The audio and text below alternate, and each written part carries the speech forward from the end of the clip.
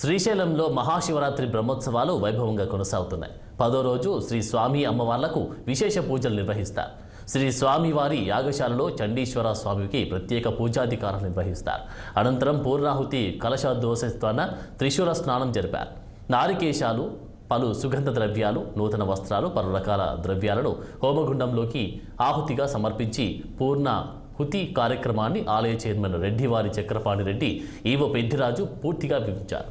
అనంతరం శ్రీ చండీశ్వర స్వామిని పల్లకిలో ఆలయ మాడవీధి గుండా ఆలయ పుష్కరిణికి వద్ద తోడుకొని వచ్చి చండీశ్వర స్వామికి వైదిక శాస్త్రంగా నిర్వహించారు.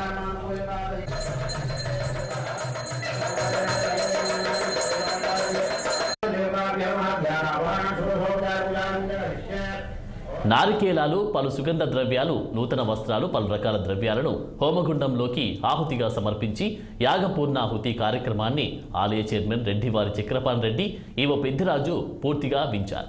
ఇక అనంతరం చండీశ్వర స్వామిని పల్లెకిలో ఆలయ మాడవీధి గుండా ఆలయ పుష్కరిణి వద్ద తోడుకొని వచ్చి చండీశ్వర స్వామికి వైదిక శాస్త్రంగా అవబృద్ధ స్నానం నిర్వహించారు. ఇక సోమవారంతో శ్రీశైల క్షేత్రంలో మహాశివరాత్రి బ్రహ్మోత్సవాలు పరిసమాప్తం కానున్నాయి.